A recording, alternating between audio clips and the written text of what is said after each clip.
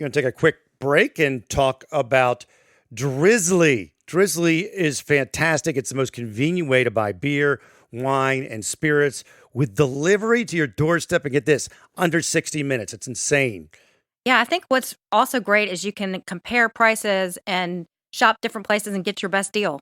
And you're shopping and you're doing a lot of cooking during the holiday season and you're all busy and all of a sudden you're like, oh, I need that bottle of wine. Wrapping presents and you don't want to have to take time to run to the store. Or you forget a gift. Yeah. And you need it delivered real quickly. Here's the way to do it. You download the Drizzly app or go to drizzly.com. That's DRIZLY.com. And Drizzly is giving every new customer $5 off their first order. What's that promo code, Seaton? FAST5 at checkout. FAST5 at checkout. It's drizzly.com. Sling TV, built to save you money and bring you the channels you love, including ESPN, AMC, HGTV, and more. Watch your favorite comedies, dramas, suspense thrillers, news, sports, and more for just $35 a month. And your first month is only $10. Sign up now and start streaming right away on your TV, phone, and tablet. Take control of your TV solution with Sling. It makes TV flat out better. Go to sling.com to sign up now and get your first month for just $10. Hi, it's Matt Harris. Seaton is not here today, taking a little time off, but you will hear her in a moment. I'm adding a little addendum, a little bit to the front of the podcast we previously recorded because things have come out about the Gloria Satterfield case. So let me get to that for you. Quick background, Gloria Satterfield worked for the Murdaugh family home for over 20 years. She died in February of 2018 after a fall in the Murdaugh family home. And as you know, if you've been following along, there was supposed to be a bunch of money that went to Gloria Satterfield's heirs, and it is missing. About $3.8 million. The sons were supposed to receive $2.76 million, somewhere thereabouts, with the rest going to attorney fees. And so, if you listen to the other podcast where we talked to the attorney for the Satterfields, the Eric Bland, you can get the whole story there. This is what happened this week now, an update just before we released the podcast you're about to hear. Again, Alex Murdaugh diverted more than $3.5 million death settlement money meant for the sons in a new court document that was filed this week. The distribution of the money to Gloria Satterfield's heirs was supposed to take part of an overall $4+ million settlement. Instead, the heirs, Tony Satterfield and Brian Harriet, got nothing. They were kept completely in the dark. The 2019 court-approved settlement of how the money was to be distributed was overseen by Circuit Judge Carmen Mullen, according to court records. And Satterfield's sons put their trust in Murdaugh's in the document to handle Satterfield's insurance proceeds correctly. And then Murdaugh, Fleming, and Westendorf. Let me back that up to let you know who the players are. Alec Murdaugh, of course, you know him. Then you got Corey Fleming, who've been following along. You know he was college roommate of Alec Murdaugh's and godfather to Alec's son Paul that was shot, and he's involved he's supposed to be representing the Satterfield sons. And then you have Chad Westendorf, who is the banker who took care of the money and was supposed to divvy out the money. Now, in this document, it says Murdaugh, Fleming, and Westendorf all, quote, lied to the court in their handling of the money. Now, Bland's filing, Eric Bland, also purports to offer a more complete picture. He's got photocopies of checks, letters as exhibits, and he says that Murdaugh allegedly knew what was going on, directed others to move settlement money away from Satterfield's heirs. So he's the mastermind kind of thing, but he's telling people to move stuff around according to the filing. It's all alleged.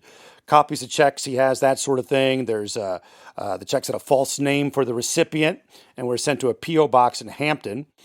Lawyers for Satterfield's sons calling all parties involved in the case, Alec Murdaugh, Corey Fleming, Chad Westendorf, to testify under oath on what about happened to the settlement funds. The documents also allegedly show how Murdaugh's former law firm, Peters, Murdaugh, Parker, Eltsroth, and Detrick, which will be known to you when you look around as PMPED, also has another Murdaugh family member in, but kicked Alec out. about a month ago. They says they were aware of the Satterfield settlement case early on, all alleged. And Judge Mullen, Eric Bland, has called on her to give a formal videotape deposition about what happened and her memories of what happened with the distribution of the $4+ million in proceeds, which was supposed to go to Satterfield's son's $3+ million. And Eric Bland said it's rare to take a deposition on a judge, but she was there to witness all this. And they want her in the courthouse on October 20th to give that deposition, which would be huge. Mullen, by the way, has recused herself from anything Murdaugh-related criminal cases that will come up in the counties. And finally, according to the documents, the Judge Mullen was misled by Fleming, Murdaugh, and Westendorf. He was misled is what they're saying, but they still want her to testify so they can find out what she knew when, who she thinks was involved. Now, PMPED, Alex's former law firm, has been distancing itself, saying they didn't know what was going on. We didn't know what happened. It was all an Alec deal.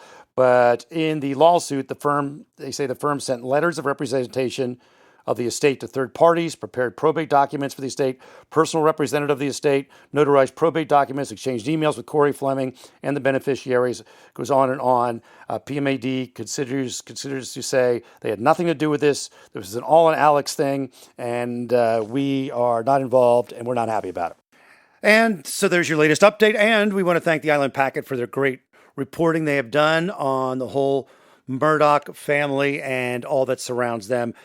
Some of the things you'll hear in the podcast coming up have since changed. Whatever changed, we had it in this update. So just added it on because Seaton's enjoying a day or two off. We will talk soon, but enjoy the latest pod.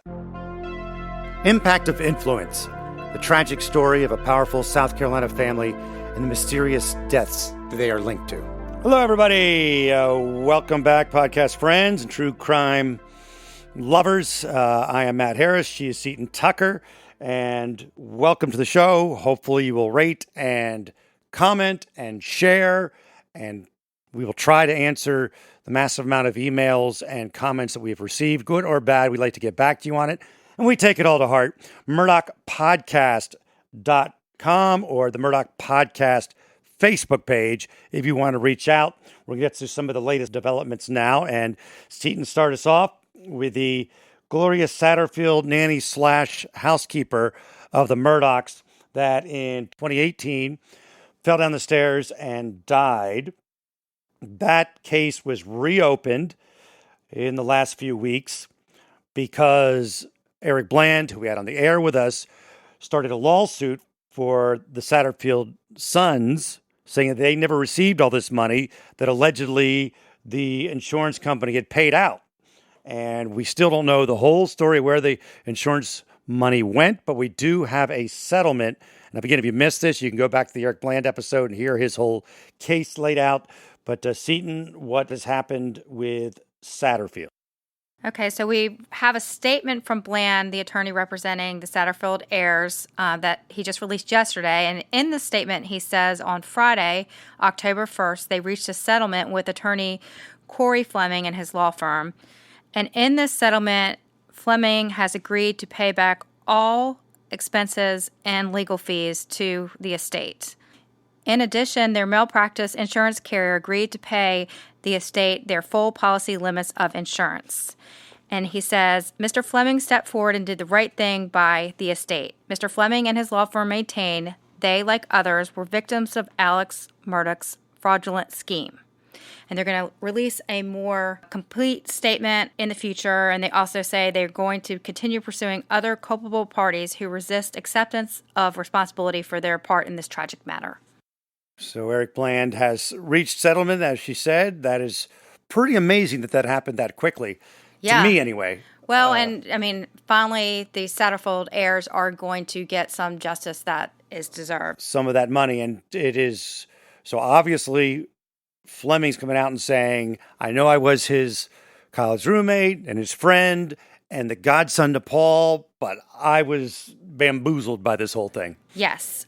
There's also Bland went on Fox News Carolina and talked to the reporter there, and he actually described some of what happened during the accident. He said there was a 911 call placed by Maggie, and Maggie and Paul were at the home, and apparently she fell down exterior stairs. There was blood found near her head.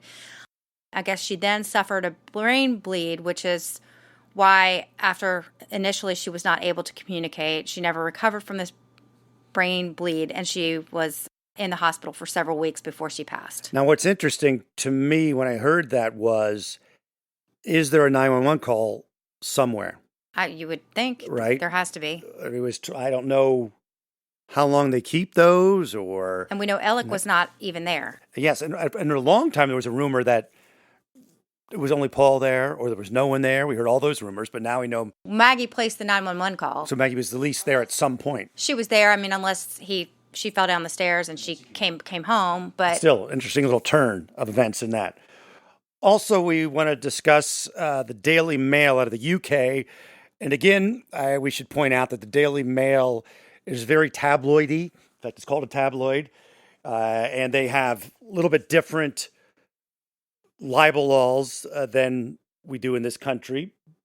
However, that being said, this is what the Daily Mail has had to say over the last few days about Alec and Maggie's relationship. Right. So they say they have a source that has known the family for more than 3 years.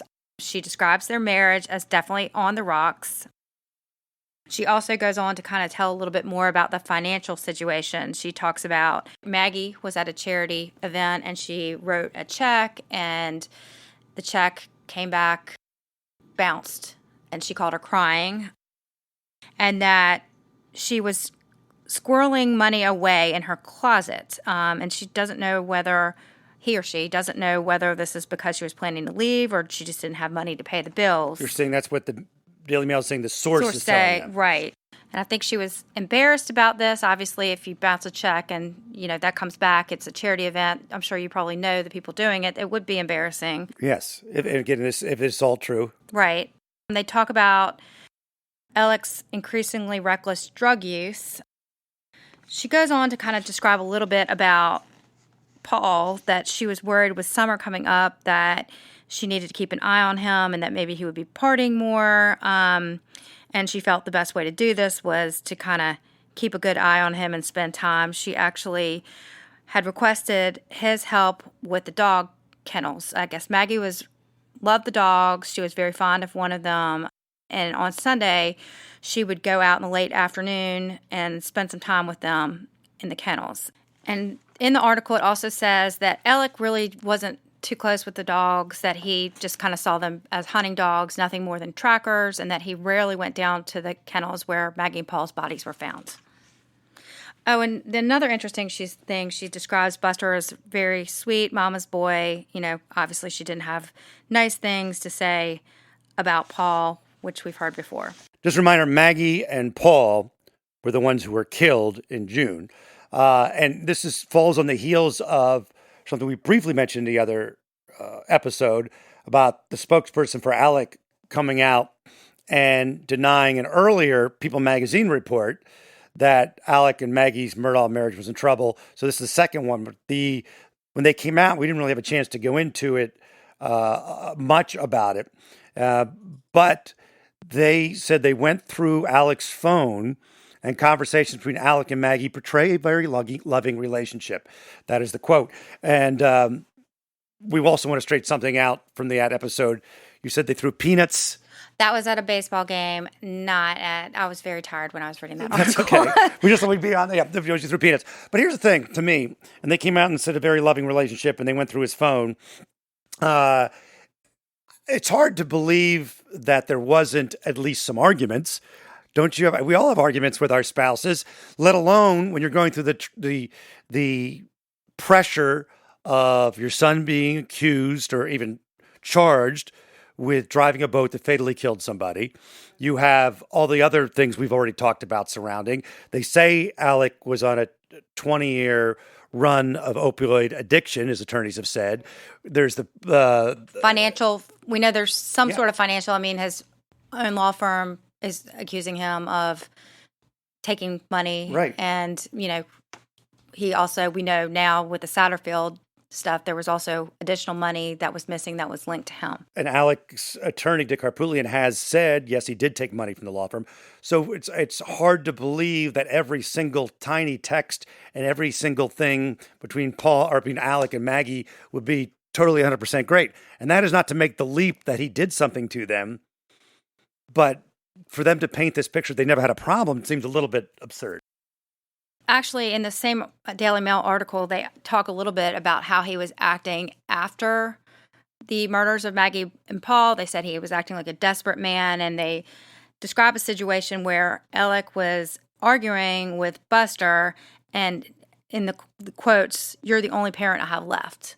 So it does obviously extremely sad for Buster to, have lost his mother and having a parent who is melting down. And to be fair to everybody, Alec, only thing he has been charged with is the death by suicide by hire, insurance fraud, and he has been let go of his company for taking money, but I don't think there's been a physical charge on that. Right, his law license has been suspended. Yeah.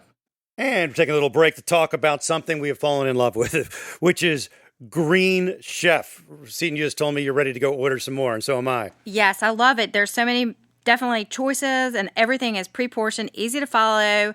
It makes cooking really simple, especially for a weeknight. Yeah, we're so busy, everybody running around doing their things with kids and whatnot. So just get the Green Chef out. It's one little bag. You're good to go. It's America's #1 meal kit for eating well, meaning the best meal kit, whether you're keto, paleo, vegan, vegetarian, gluten-free, or just want to eat more balanced meals. This is the way to go. And the family loved them? They love them, and I don't have to go to the grocery store.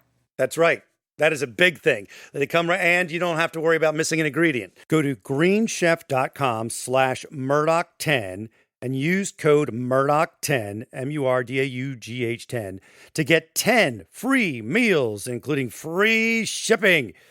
Green Chef, the #1 meal kit for eating well. I'm going to pause for a moment and talk about Warby Parker. I've used Warby Parker for glasses for a couple of years now, so I'm so happy they're signing on as a sponsor for the podcast. And Seton, I know you love the try.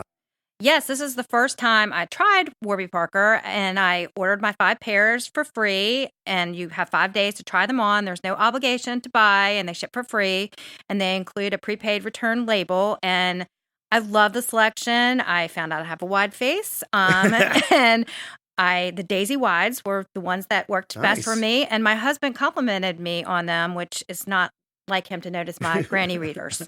And the glasses start at $95, including prescription lenses. Don't let your FSA or HSA dollars go to waste. Put them to good use on Warby Parker prescription glasses, prescription sunglasses, contact lenses, and eye exams. Try 5 pairs of glasses at home for free at warbyparker.com/Murdaugh. That's warbyparker.com/MURDAUGH. Now let's move to the reward for information about the murders of Maggie and Paul, which expired at the end of September. Right. So now we have a statement that was released from the spokesman for the Murdaugh family, and that says, "We are disappointed that no one has stepped forward with any leads to solve the murder and claim the $100,000 reward. At this time, the family is evaluating what additional steps can be taken to solve the murders of Maggie and Paul." So we will see what happens next with that. The other thing that has happened over the last few days is Vicki Ward, who used to work for CNN. She is a reporter, and now she is being accused of having bought information and videos from somebody who works for Parker's. The attorney representing Mallory Beach's mother, you've heard us mention Mark Tinsley a bunch of times, says that someone with a Parker's convenience store, who of course tied into the boating accident, has been selling this information, which is confidential, to Vicki Ward, and the sale would have violated state rules regarding confidentiality. And Tinsley says that's just the tip of the iceberg. They didn't give her any of the stuff that reflected poorly on Parker's. Why would Parker's be selling that stuff? I don't know. And Tinsley said Ward told the firm about the sale, but he doesn't know who sold it. And Ward's attorney says this is a bunch of nonsense. She released a statement, said the allegations that I bought anything are false. I had a very pleasant meeting with Mark Tinsley, but there was obviously some crossed wires in our conversation, which you may have misinterpreted. I never bought anything from anyone for journalistic purposes, and I never would. I'm deeply sorry he got that impression. And Tinsley served Ward with a subpoena. Did you read in her affidavit, she explains how she was served the subpoena, that Tinsley had agreed to do an interview, and so she shows up at the law firm, and instead of doing the interview, she gets served with a subpoena. It's getting crazy in the what they call the Low Country in South Carolina. Mitch Griffith, one of the lawyers representing Parker's, did not return calls, and so we're going to see what happens now. The other thing that was kind of interesting about this is what Tinsley is saying. Ward is claiming journalistic shield, but Tinsley said that she had already told him about her source, so that broke the journalistic shield. So we'll see how that plays out legally. And what did she get? And what were in those videos? And what information does she have now? Something that's bothering somebody somewhere. And the other thing we need to mention with the civil suit in the Beach family, which all of that we just talked about was in relation to the Beach civil suit. The motion to change venues, which was, I believe, filed by Parker's, has been denied, so it will remain in Hampton County. Yes, I'm going to keep it local, and that ties into what we're moving on to next, is one of the people involved, and I think we talked a little bit about last episode, but is a representative of South Carolina who's going to be one of Parker's defense attorneys. He's also a politician. He's going in front of a judge whose job he decides the fate of. So that's why we bring in our legal analyst, former district attorney, former defense attorney, and he is John Snyder. Hi, John Snyder. Hey there, how you doing? Great. I'm glad to have you back. There has been much controversy that has risen to national conversation now on how South Carolina handles judges. South Carolina and Virginia, the only two states where the state legislature appoints judges. And that is odd and controversial. Why, John Snyder? I think it removes people's ability to hold their public officials accountable, and it entrenches power behind closed doors where people do not have input on people that are making decisions for their lives. And how this comes into play with this particular case, and the Murdaugh case, is there's a couple of connections. One is, for instance, Dick Harpootlian is one of Alec Murdaugh's attorney, and he is also in the state house, correct?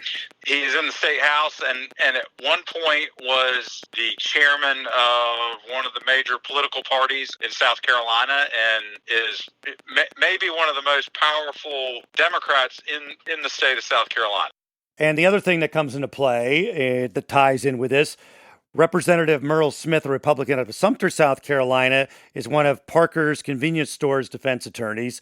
Parker's is the place where allegedly Paul and his friends bought alcohol the night of the boating accident that killed Mallory Beach. Smith, by the way, is chairman of the Judicial Merit Selection Committee. They decide which candidates can seek election or re-election. He's going to go in front of a judge who's Judge Hall, whose term is expiring next year.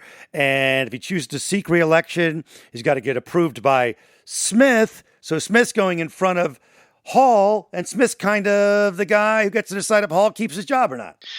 That's right. So the very person that's dependent on having their job maintained is being asked to do something by the person that will determine whether their job will be maintained. Which makes it confusing. And even if the guy, even if he's a perfectly fair judge, and no reason to think that he's not, the look is not good, and it puts the judge in a weird position where he would be second-guessed and everything as well, right? Absolutely. The goal in the system is always to be above reproach, so that when a decision is made or something is finalized, people can go back and say, this occurred on the merits. This didn't occur because of a relationship of people involved. which in this case, we've had questions from the very beginning about how relationships have trumped law enforcement's standard conduct in investigating a case. It has trumped how the legal process is done in settlement, and it's all been done, and it goes back to one 53-year-old guy that's not even in the state yet. I'm going to read something from the Island Packet David Lauderdale wrote, because it's well said too. It's egregious that at least two lawyers who are powerful state legislators are working the courts in the bundle of cases to wash up so far in connection with the Murdaugh family of Hamptons. Justice involving the Murdaughs was already in doubt because they controlled the criminal justice system in this 5-county area for 87 years as lead prosecutor for 3 generations. Now, anyone looking for justice is blinded by the oversized presence of State Senator Dick Harpootlian, Democrat Columbia, who sits on the Senate Judiciary Committee, and State House and Ways and Means Chairman Merle Smith Jr. out of Sumter, Republican, who chairs his legislators' Judicial Merit Selection Commission working the courtrooms. Not against the law, but he calls it a cartoonish farce. And that just adds to the whole Murdaugh mayhem. Well, I have zero objection to elected officials selecting various people to represent the state. But if you are appearing in front of a particular judge, and then you are the person that determines whether the particular judge maintains their employment as a judge, I would say you should recuse yourself from that. That doesn't mean you can't be on the committee and help appoint other judges. It just shouldn't be that you're the one picking judges. Imagine that you're going into court, that judge is on the bench, then the lawyer that literally appointed that judge to the bench is on the other side of your case. Right. You're going to have great questions about whether justice is being achieved or not. How does malpractice work for a law firm? I know that we discussed the Satterfield settlement earlier, and it involved some of the insurance that Fleming's law firm had. I talked to an attorney today, and she said she has $1 million insurance policy. Is that the kind of numbers that we're talking about? A firm of their size and their age, their stature, they probably have a policy limit that's closer to $5 million, or maybe it's $1 million an attorney, or it's $1 million per transactional issue. And so my guess is that the insurance company paid out and got the boys' rights assigned to them, and they're going to now be the ones pursuing Murdaugh and the banker. Fleming's law firm, for the insurance company to pay, the insurance company has to find it was not willful on Fleming's case. That's right. So just because the insurance company is paid out doesn't mean they're done with Fleming. Okay. It just means they're done for now. Gotcha. And so now the insurance company becomes the plaintiff. Understood. So if everything's above board at Fleming and this law firm, which I believe it to be, and we talked about, I have this odd personal knowledge of the senior partner through a college roommate. They're good people with a great reputation in town. So if that's accurate and it was above board, it would be normal for the insurance company to be like, we're going to go ahead and pay this out, and then we're going to go after the people that did do things wrong. Gotcha. Okay. That explains it. Thank you, John. No problem. You guys have a great day. Thank you. Bye. You too. All right. Bye. All right. As always, we thank you for listening, and we appreciate all your comments and emails through either Seton Tucker's Facebook page or Matt Harris Podcast at gmail.com, or the Murdaugh Podcast Facebook page, or the MurdaughPodcast.com website. Did I get them all? I think so. There you go. You can tell by my voice that it's getting near the end of the day. This is where somebody will write and say, get off the Red Bull and cigarettes. I don't smoke. Thanks again. Rate us, share it. And Seton, talk to you soon. From earaches to strep tests, there's MinuteClinic at CVS. See a provider, fill a prescription, and grab essentials. Or see us online with telehealth options. That's healthier made easier. Visit MinuteClinic at CVS today. Services vary by location. See MinuteClinic.com for details. Hear that? Is that America cheering or a sausage patty sizzling to perfection? It's time to cheer for Egg McMuffin and fresh cracked eggs at McDonald's. It's time to wake up to the aroma of freshly baked biscuits and treat yourself to a real honest-to-goodness morning meal. Breakfast, it's on at McDonald's. Now get any breakfast sandwich for just $2. Available only through the app. Mobile order and pay available at participating McDonald's. McD app download and registration required.